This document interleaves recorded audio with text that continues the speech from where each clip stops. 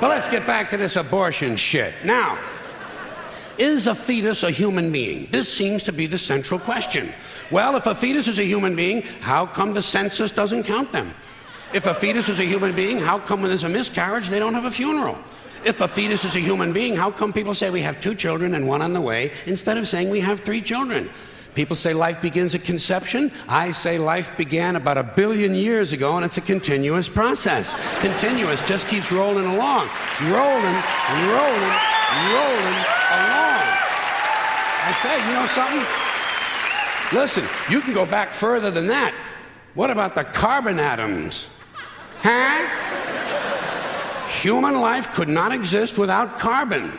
So is it just possible that maybe we shouldn't be burning all this coal? Just looking for a little consistency here in these anti-abortion arguments.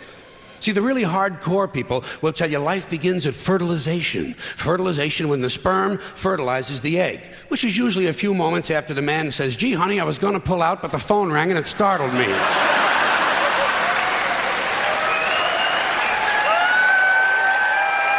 Fertilization.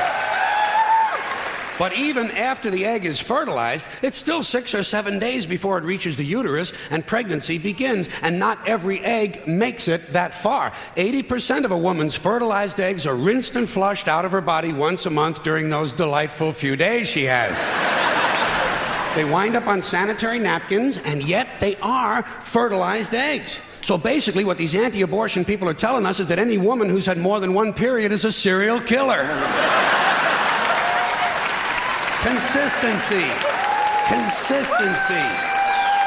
Hey, if they really want to get serious, what about all the sperm that are wasted when the state executes a condemned man and one of these pro-life guys who's watching comes in his pants, huh? Here's a guy standing over there with his jockey shorts full of little Vinnies and Debbies, and nobody's saying a word to the guy.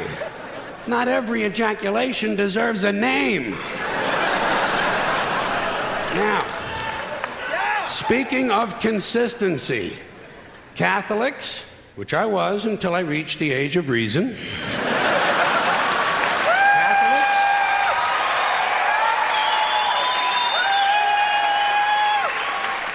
Catholics and other Christians are against abortions, and they're against homosexuals. Well, who has less abortions than homosexuals? Leave these fucking people alone, for Christ's sakes. Here is an entire class of people guaranteed never to have an abortion. And the Catholics and Christians are just tossing them aside. You'd think they'd make natural allies. Go look for consistency in religion. And speaking to my friends, the Catholics, when John Cardinal O'Connor of New York and some of these other cardinals and bishops have experienced their first pregnancies and their first labor pains and they've raised a couple of children on minimum wage, then I'll be glad to hear what they have to say about abortion. I'm sure it'll be interesting. Enlightening, too. But,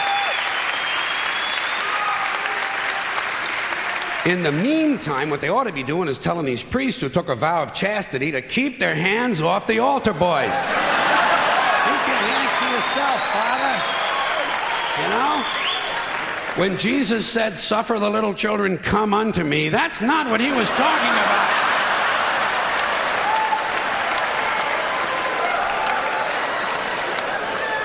So you know what I tell these anti-abortion people? I say, hey, if you think a fetus is more important than a woman, try getting a fetus to wash the shit stains out of your underwear. For no pay and no pension. I tell them, think of an abortion as term limits. That's all it is. Biological term limits.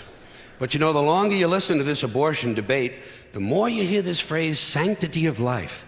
You've heard that, sanctity of life. You believe in it? Personally, I think it's a bunch of shit. Well, I mean, life is sacred? Who said so? God? Hey, if you read history, you realize that God is one of the leading causes of death. Has been for thousands of years. Hindus, Muslims, Jews, Christians, all taking turns killing each other because God told them it was a good idea. The sword of God, the blood of the Lamb, vengeance is mine. Millions of dead motherfuckers. Millions of dead motherfuckers, all because they gave the wrong answer to the God question. You believe in God? No. Dead. You believe in God? Yes. You believe in my God? No. Dead. My God has a bigger dick than your God.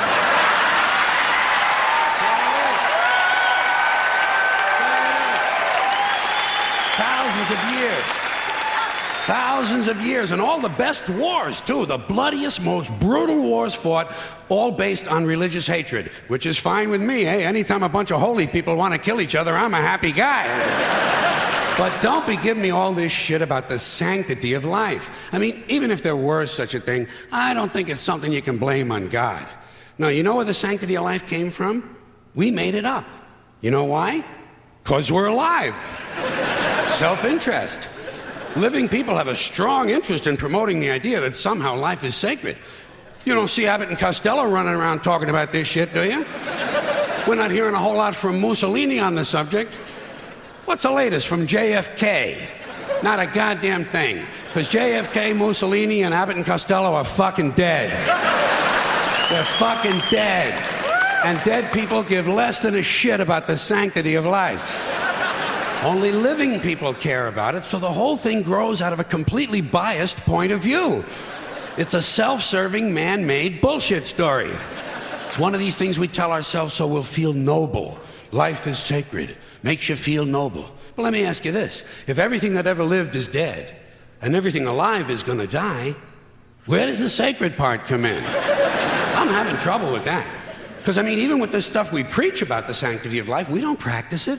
We don't practice it. Look at what we kill. Mosquitoes and flies, 'cause they're pests.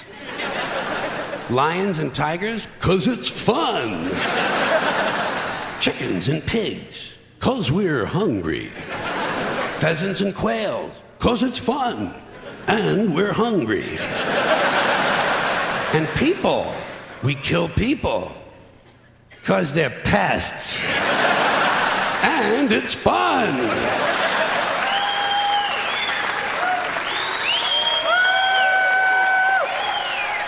And you might have noticed something else. The sanctity of life doesn't seem to apply to cancer cells, does it? You rarely see a bumper sticker that says, "Save the tumors." Or "I break for advanced melanoma." Viruses, mold, mildew, maggots, fungus, weeds, E. coli bacteria, the crabs. Nothing sacred about those things. So at best, the sanctity of life is kind of a selective thing. We get to choose which forms of life we feel are sacred, and we get to kill the rest. Pretty neat deal, huh? You know how we got it? We made the whole fucking thing up. Made it up. The same way. Thank you.